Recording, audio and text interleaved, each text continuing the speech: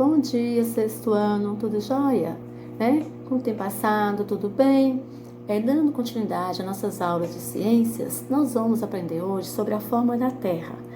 A forma da Terra, como nós sabemos, há muito tempo a gente já ficou sabendo que a Terra é redonda, mas de acordo com os estudos de alguns cientistas, sabemos que a Terra não é totalmente redonda, tem a forma geóide. O que é uma forma geóide? A forma geóide provavelmente é um formato quase esférico, mas com leve achatamento nos polos. Então, provavelmente a Terra não é totalmente redonda, ela tem um formato geóide com leve achatamento nos seus polos. Quais são os dois polos da Terra que já estudamos? É o Polo Norte e Polo Sul. E qual é a linha que passa, que divide esses dois polos? É a linha do Equador. É a linha, provavelmente, do Equador, que é a linha horizontal que passa no meio da Terra, que se divide os dois polos, o Polo Norte e o Polo Sul. Nós sabemos também que o comprimento dessa linha horizontal, ela chega mais ou menos a 40.072 quilômetros, mais ou menos, de tamanho, de comprimento aí. E nós vamos falar hoje das 3 camadas da Terra, o que a gente mais vai focar hoje sobre a crosta terrestre. A crosta terrestre é uma das 3 camadas da Terra. É na crosta terrestre, provavelmente, que a crosta terrestre, ela possui rochas, é a parte sólida da Terra, do nosso planeta, é a parte sólida, ou seja, a porção onde se encontram as rochas. Então, na crosta terrestre, nós encontramos a rocha, é a parte superficial da Terra. E provavelmente, abaixo dela, abaixo da crosta terrestre, nós encontramos o quê? Nós encontramos o magma, que é a parte quente e líquida que fica abaixo da crosta terrestre. Em termos de localização, a crosta terrestre pode ser dividida em 2 partes. A crosta oceânica, onde se localizam os oceanos, e esse oceano, essa crosta oceânica, provavelmente, ela é a mais fina, sendo ela mais fina, com profundidade que varia mais ou menos em 5 e 10 quilômetros, enquanto que a crosta continental é a mais profunda, que vai mais variando de 30 a 70 quilômetros, também, onde fica as cordilheiras, os continentes e também as ilhas. Então, nós temos a crosta terrestre dividida em 2 partes, que é a crosta oceânica, nós vamos encontrar os oceanos, e também a crosta continental, que nós vamos encontrar os continentes e as ilhas. A parte do manto superior é a crosta continental. Então, na parte do manto superior, nós vamos encontrar a crosta continental e oceânica, que corresponde provavelmente à litosfera. Então, o que é a litosfera? É a parte onde nós vivemos, onde os seres vivos vivem, onde encontramos rochas, seres vivos de modo geral.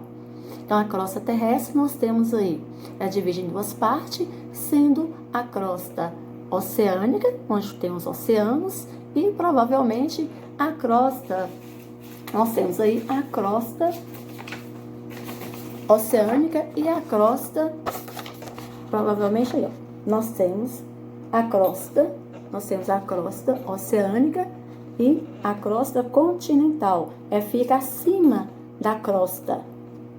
Tá vendo? Acima da crosta nós temos a crosta oceânica e crosta continental. Faz parte da crosta terrestre aí. Sendo a crosta oceânica, ela é mais superficial, de 5 a 10 quilômetros, e a crosta continental chega de 30 a 70 quilômetros aí. A parte mais externa da crosta terrestre, ela é chamada de relevo, que é responsável por mostrar as transformações terrestres em sua superfície. E está sempre se transformando-se pelos agentes externos. Então, o relevo, a parte externa da Terra, o relevo, onde provavelmente há várias transformações terrestres na sua superfície. E está sempre em transformações, seja pelos agentes internos ou endógenos, que são no caso de vulcanismo, tectonismo, e também pelos agentes externos ou exógenos, que é a ação das águas, dos ventos e dos seres vivos. Então, nós temos aí as 2 partes, provavelmente do relevo. Nós temos o relevo e ele é responsável por mostrar essas transformações aí terrestres, ocasionando na parte interna vulcanismo e tectonismo, e na parte externa o exógeno, nós temos aí a ação de águas, dos ventos e também dos seres vivos. É importante a gente não esquecer que a crosta terrestre não é formada, ela tem um formato contínuo sobre o planeta. Ou seja, ela apresenta algumas rachaduras que divide em vários pedaços, mais ou menos encaixados, como um quebra-cabeça. Então, o relevo, a crosta terrestre, ela não é totalmente contínua, reta, ela sofre pequenos pedaços, fragmentações de pedaços, que se encaixam como se fosse um quebra-cabeça aí. E esses pedaços são chamados mais ou menos de quebra-cabeça. Esses pedaços são chamados de placas tectônicas, que estão sempre se movimentando por estarem sobre o magma no interior da Terra. Então, abaixo da crosta terrestre tem o magma. Como o magma ele é líquido, ele se movimenta, então faz com que essas placas tectônicas elas se movimentam. Por causa dessa movimentação, o relevo sofre transformações com a formação de montanhas, de forças oceânicas, além também da manifestação de terremotos e atividades vulcânicas também. Por esse motivo, podemos dizer, ao contrário do que muitas pessoas pensam, a crosta terrestre não é um meio estático, ela não é parada, não é um meio estático, ela fica totalmente parada, não.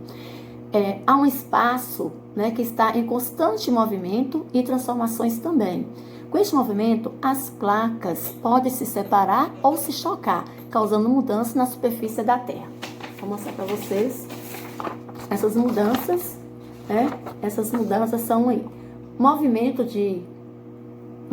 divergente, em que elas se separam uma da outra. Depois, movimento de deslizamento, que elas se deslizam uma da outra.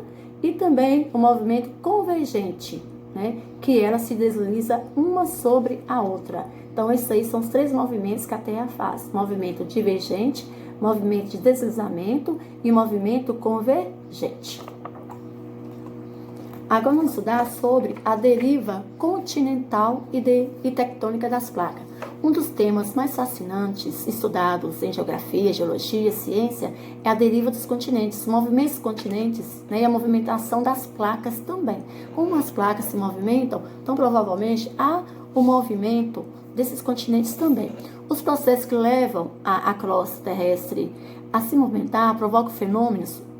A esses continentes se movimentarem, acontecem fenômenos como erupções vulcânicas, terremotos, falhas na superfície, o que mais parece tirados de ficção.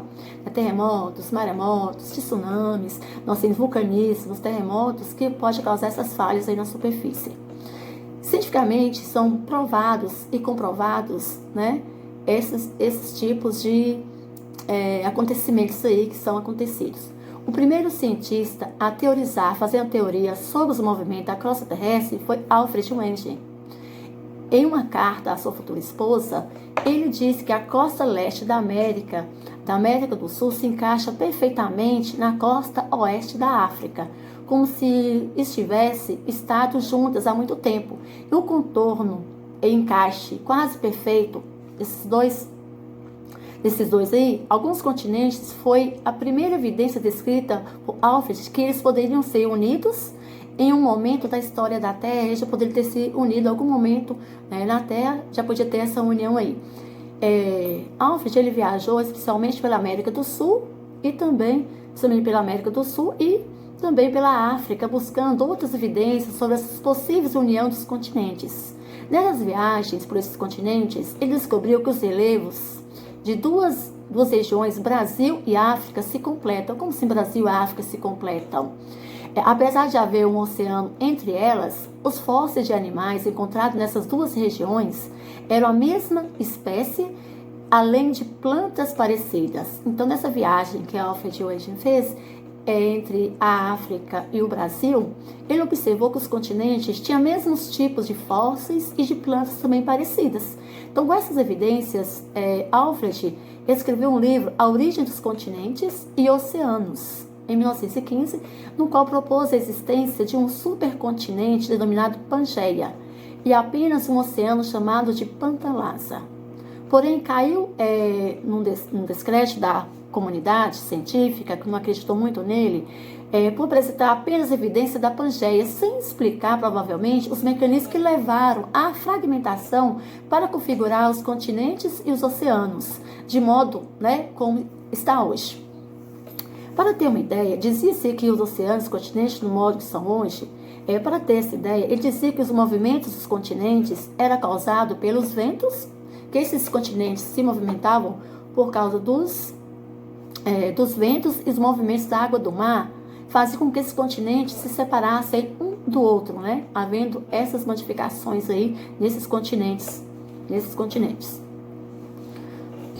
Para ter uma ideia, ele dizia que o movimento dos continentes é causado pelos ventos, como foi falado.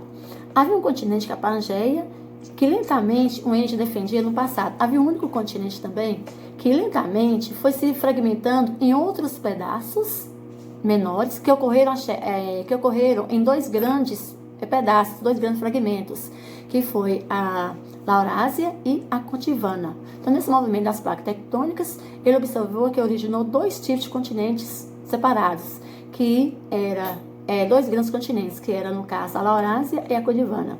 Com o passar do tempo, outras fragmentações também foi contemplada por outra teoria da tectônica de placas. Com ela foi explicado a crosta da Terra é composta de imensas placas que se movimentam acima do manto. Essas movimentações das placas que geram as configurações atuais. Então, provavelmente, o que leva esses movimentos nas placas pode ocasionar vários tipos de continentes, e essas movimentações, provavelmente, das placas geram outras configurações atuais. Nós temos vários continentes aí sobre a Terra. Então, até aqui na plataforma, tem um pequeno resumo dessa matéria e também tem atividade dessa matéria. Tchau, bom dia para todos.